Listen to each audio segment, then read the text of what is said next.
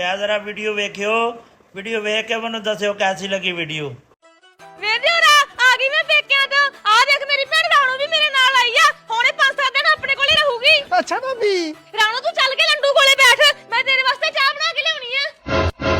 ਹਾਂ ਭਗਵੰਤ ਮਾਨ ਸਾਹਿਬ, ਕਿਉਂ ਪੂੰਜੀ ਨੂੰ ਪੁੱਛ ਕੇ ਤਨਖਾਹਾਂ ਪਾਈਆਂ ਨੇ? ਮੈਨੂੰ ਤਾਂ ਇੱਕ ਵਾਰੀ ਪੁੱਛ ਲੈਂਦਾ, ਆਪਣਾ ਤਾਂ ਖਾਤਾ ਪਹਿਲੀ ਗੱਲ ਹੀ ਹੈ। ਹੁਣ ਫੋਨ ਕੱਟ ਗਿਆ ਲੈ ਮੇਰਾ। ਲੰਡੂ ਜੀ ਤੁਸੀਂ ਕਿਹਨੂੰ ਕੁੱਤਿਆਂ ਵਾਂਗੂ ਭੱਜ ਪਈ ਜਾਂਦੇ ਹੋ? ਉਹ ਕੁਛ ਨਹੀਂ ਜੀ, ਇਹ ਤਾਂ ਭਗਵੰਤ ਮਾਨ ਸੀਗਾ, ਕਹਿੰਦਾ ਮੈਂ ਮੁਲਾਜ਼ਮਾਂ ਨੂੰ ਤਨਖਾਹਾਂ ਪਾਤੀਆਂ। ਮੈਂ ਕਿਹਾ ਤੂੰ ਮੈਨੂੰ ਤਾਂ ਪੁੱਛ ਲੈਂਦਾ, ਆਪ ਤੂੰ ਧਾਰਾ ਲੈਣ ਨੂੰ ਤਨਖਾਹਾਂ ਪਾਈਆਂ ਨੇ। ਹੁਣ ਮੈਂ ਕਿਹਾ ਤਨਖਾਹਾਂ ਵਾਪਸ ਲੈ। ਹੁਣ ਫੋਨ ਕੱਟ ਗਿਆ ਮੇਰਾ। ਲੰਡੂ ਜੀ ਤੁਹਾਡੀ ਤਾਂ ਲੈਣਾ ਦੇ ਵਿੱਚ ਨਹੀਂ ਚੜਾਈ ਹੈ, ਤੁਹਾਡੇ ਤੋਂ ਤਾਂ ਭਗਵੰਤ ਮਾਨ ਵੀ ਡਰਦਾ ਹੈ। ਅਸੀਂ ਤਾਂ ਡਰਨਾ ਹੀ ਡਰਨਾ ਜੀ। ਲੈ ਨੀ ਰਾਣੋ ਚਾਹ ਪੀ ਲੈ।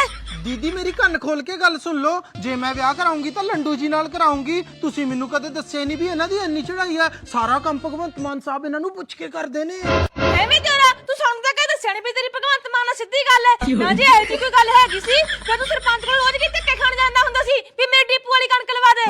ਨਾ ਤੂੰ ਕੁੱਤਰੇ ਦੀਆਂ ਗੱਲਾਂ ਚ ਆ ਗਈ, ਫੁਕਰੇ ਦੀਆਂ ਚ। ਵੇ ਤੇਰੀਆਂ ਆਹੀ ਗੱਲਾਂ ਕਰਕੇ ਤੇਰਾ ਵਿਆਹ ਨਹੀਂ ਹੁੰਦਾ।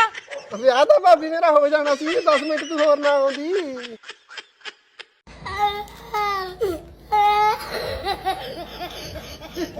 Oh,